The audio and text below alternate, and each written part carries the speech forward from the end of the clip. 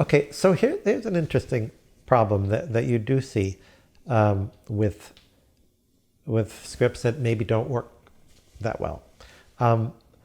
Is they have talk but no dialogue. Human speech can be poetic, it can be witty, clever, moving, but it isn't dialogue unless there's action under it. And that's something to look for. There's really two elements of dialogue that you can learn about. It isn't simply a talent. Some people have a natural talent and their ear for it and they capture it. But it goes beyond that. You can actually learn how to do this. And by action, well, let me explain it this way. In a dramatic scene, you'll often find, not a dramatic scene, in a scene, the problem is no drama, the students will come with Q&A, what I call Q&A dialogue. How are you today? Okay, how about you? Well, not bad. I think I'll go to the store. What about you? Well, I think I'll not go to the store. That's Q&A dialogue. Now, and it doesn't really qualify as dialogue. It's useful to think of dialogue, especially in the rewrite stage, and I'd emphasize that. In the first draft, just pour it on the page, and don't worry if it's Q&A dialogue. Don't worry about it. It'll only block you up if you worry about it. But once it's on the page and you're thinking, if it's working and everybody loves it, you say, we're done. If it isn't working, there are some diagnostic tools you can use to study your dialogue and see what you can do with it. There is this concept of subtext in dialogue. And I'll have to give you a warning that I use the term in a way different from pretty much everybody else. I've seen that used like in the McKee book. He talks about subtext and dialogue, and there's a passage in there. He says, well, let's say you have two lovers and they're at a table and it's beautiful and the candle lit, and one says to the other, darling, I love you, I love you, I love you. And he says, well, that's not actable because it's too on the nose. This is what on the nose dialogue. And he says, well, it really needs to be subtext. You need subtext. And it'd be better if you give them an action. And he used the example of a couple that's repairing a flat tire. And we get from that action that they're in love, but they don't ever say it. Okay. So, I mean, I look at that and I think, I have a feeling I've been in that situation where I've been with someone and I said I love them and it was actable. So they did it. Why isn't it actable? Well, that version of subtext, what it means, I've never found very helpful. I get the idea, okay, you want to say things without saying it, otherwise it's too on the nose. But I think it's more useful to think of subtext as the underlying verb. What am I doing? What am I doing in the scene? An actor is asked, what am I doing? And dialogue is action with words. That's all it is. It's somebody doing something, but they're using words instead of actions, physical actions. And so it's a useful thing when you have a scene that's already written to just see whether you can reduce each line of dialogue to a verb. And the kind of verbs you're looking for are things like attack, defend, deflect, persuade, seduce. Those are the kinds of verbs you want the lines to have. Okay? You don't want explain. It's just emotionally neutral. And that's where the Q&A thing comes in. So if you have the dialogue, how are you today? And the person says, well, I didn't sleep much last night. That's Q&A.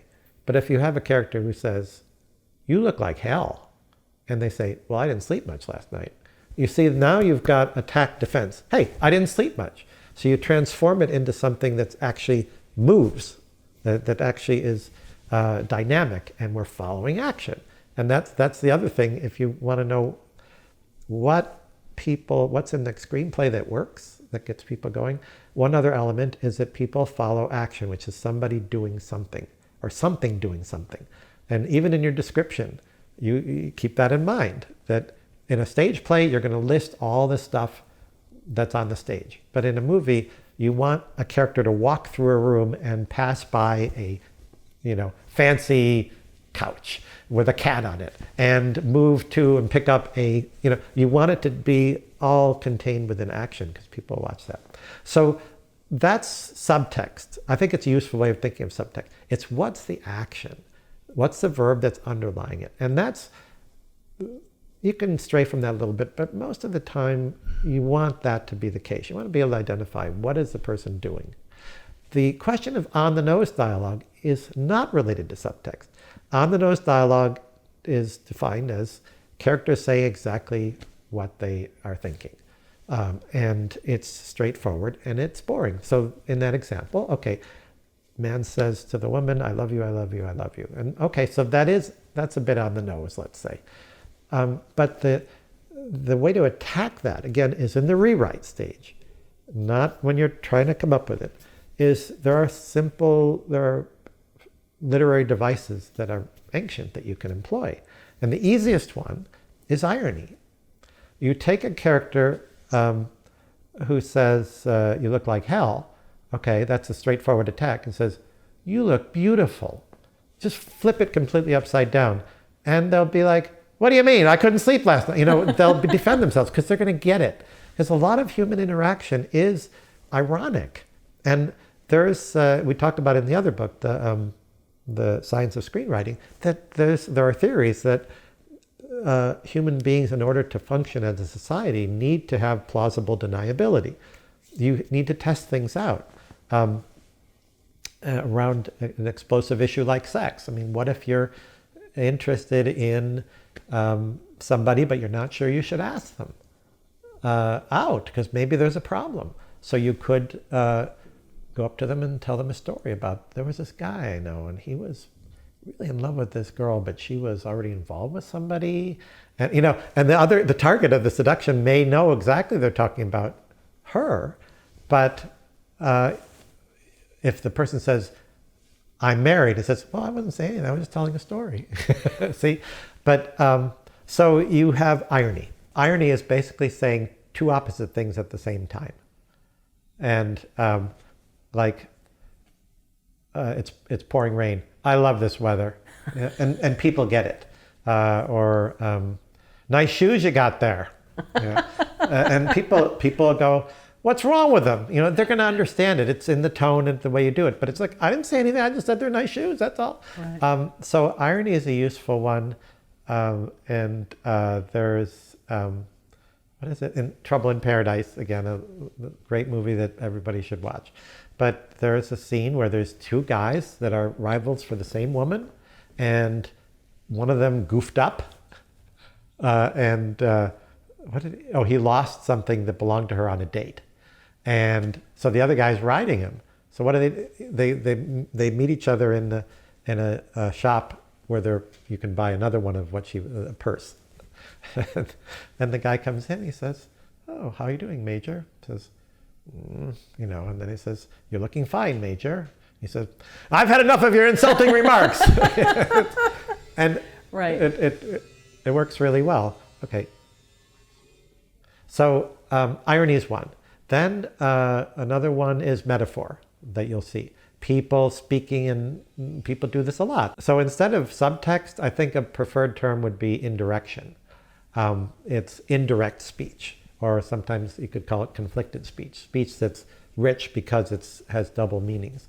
And a great example that I like from the Double Indemnity picture, it's a very famous scene in which a man is interested in a married woman. And all he says is, when she says, my husband will be back at 8 o'clock, he implies, I don't want to see him anymore. I want to see you. And she says, there's a speed limit in this state, Mr. Neff, 45 miles an hour. And he says, how fast was I going, officer? She says, I'd say about 90. He says, suppose you get off your motorcycle and give me a ticket. Suppose I'll let you off with a warning this time. The whole thing is carried on indirectly through metaphor. And that is a powerful way of doing it. Plus, he can say, hey, I was just talking about traffic. I was talking about a speeding ticket. I wasn't going after your wife. It's fine. So that's part of the reason you have it, but also having it in your script makes it richer, makes it like, wow, this is really powerful. And that's the other thing to keep in mind about a screenplay as opposed to a novel is it's a limited amount of time, so it has to be richer. They say a novel is drama, a novel is gossip, drama is scandal. Everybody is, instead of walking, you're running. So if you have dialoguing, it's precious and you want it to be rich. So indirection can help. Another one is, and by the way, in The Social Network is a great study if you want to look at how dialogue is done with indirection. He uses irony in an awful lot. And a character saying, I'm heartbroken about that. And you know that he's just bullshitting them. Or somebody saying, oh, this is really classy. But said indirectly, let me let the classiness waft over me, one character says. And it's clear it's not. Or another one is cease and desist letter. I guess that cease and desist letter really scared the shit out of him. When he means it didn't have any effect. All that Sorkinson did was flip him into irony. But he also uses metaphor. Okay, well, if these two characters want to stand on my shoulders and pretend they're tall, that's fine. Well, they're not. They're big. They're not going to stand on his shoulders. But he's using metaphor. Right. Metonymy. Something stands for something else. Again, going back to The Social Network. It's he tells a story about the founder of the founder of Victoria's Secret, who sold out too soon. He could have made 500 million. He only made 5 million. So he threw himself off the Golden Gate Bridge, right? That's the story that's told.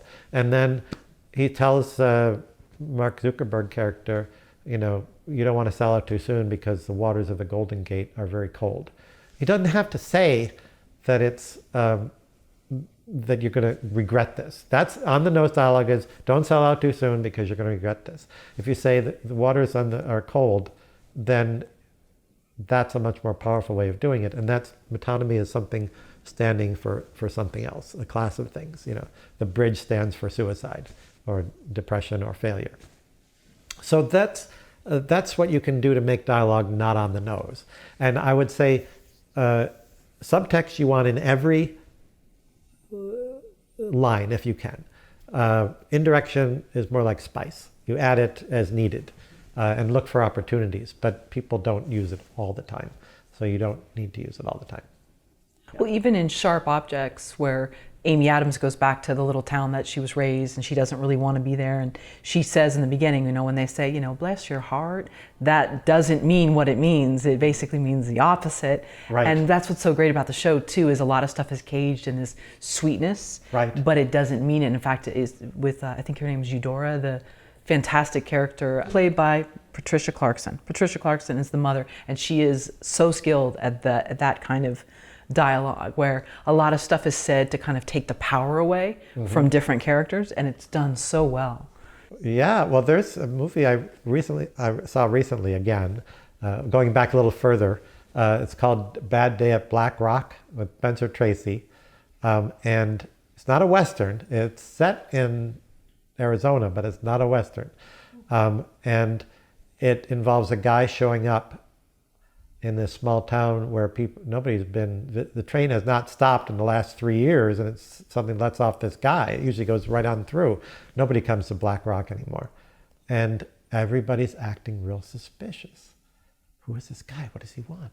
And he's trying to get information to go find somebody, and the moment they mention the name, it's like, nobody wants to help him. So the dialogue is very functional. The indirect dialogue is very functional because he can't say, okay, did somebody murder them? What happened? Did somebody murder him? What's going on here? He's got to ask questions, and they don't want to give him a lot of answers. So it's all this verbal maneuvering, and it's a sight to behold how they pulled that off. It's an exciting movie, but it's also worth looking at just for the way indirection is used, asking questions without asking them, answering them, giving warnings to people without warning them, right.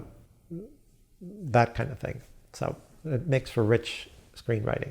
So that would be another element. If the dialogue has power to it, I mean power in the sense of action, and is not all on the nose, that uses indirection and the subtleties the way humans actually do talk, then it's going to be more successful.